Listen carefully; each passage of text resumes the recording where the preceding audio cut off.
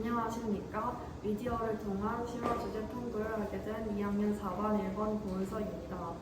최근까지도 스토킹이 빈번하게 일어나고 있는데 일상을 위협하는 스토킹, 이를 범죄로 인식할 필요성과 스토킹의 심각성을 알리기 위해 스토킹을 주제로 삼았습니다.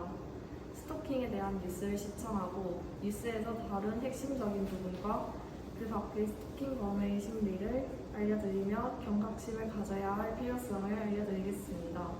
이제 스토킹 범죄를 다룬 뉴스를 시청하겠습니다.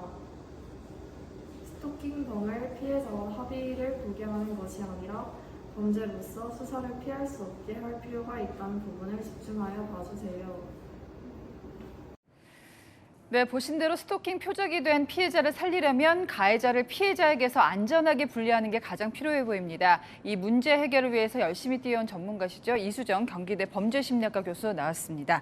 네, 바로 본론으로 가겠습니다. 네. 제가 알기로는 이 스토킹 처벌법이 생기기 전부터 본질은 가해자 분리다. 이걸 지속적으로 강조를 해오셨는데요. 네. 이번 사건도 그렇고요. 스토킹 범죄만의 전형적인 특성이 있다는 건가요?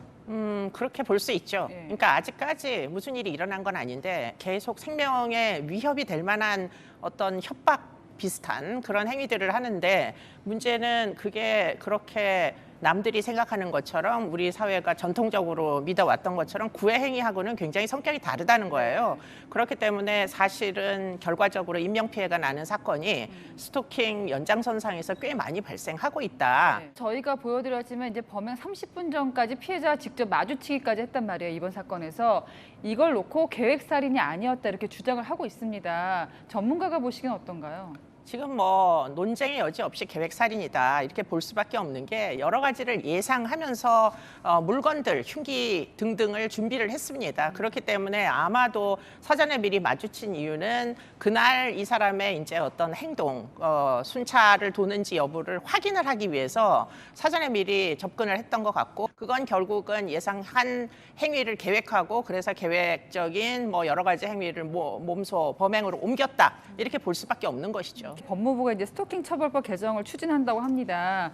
피해자가 처벌하지 말아달라고 하면 수사나 기소를 못한다. 이 조항을 빼면 협박을 하거나 합의를 종용하는 일을 줄일 수 있다는 건데요. 이게 핵심을 짚었다고 볼 수 있을까요?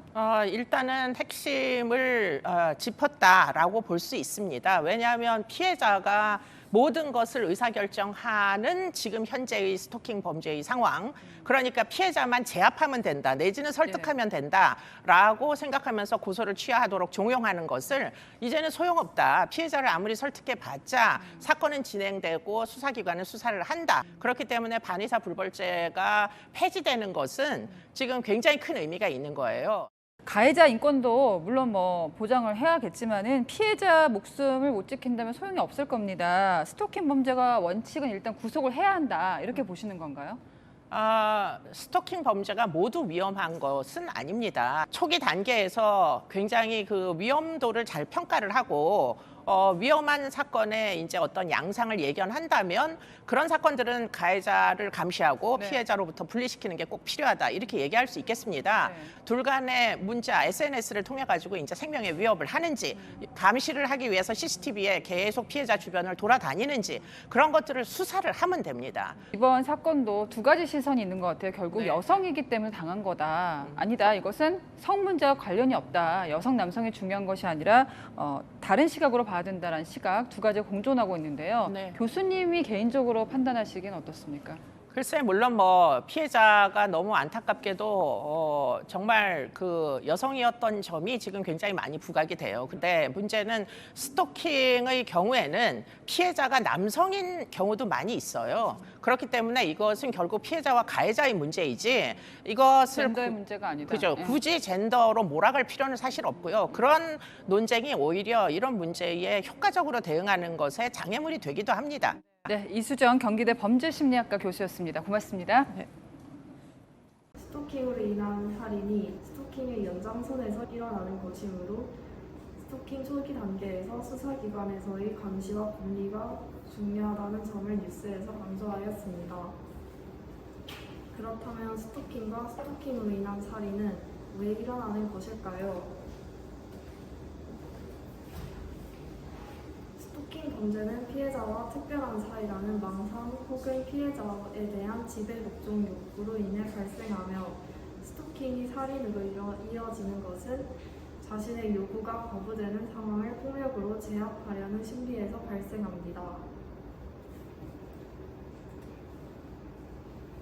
지속적인 생명에 대한 협박을 초기 단계에 바로잡지 못하고 범죄임을 인식하지 못하면 인명피해가 발생하게 된다는 점을 경각심을 가지고 스토킹을 범죄로서 바라볼 필요가 있습니다.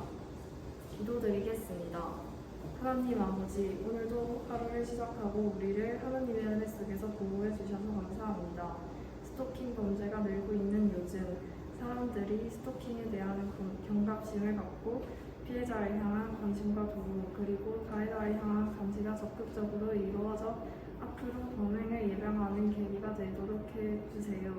예수님의 이름으로 기도드립니다. 아멘. 감사합니다.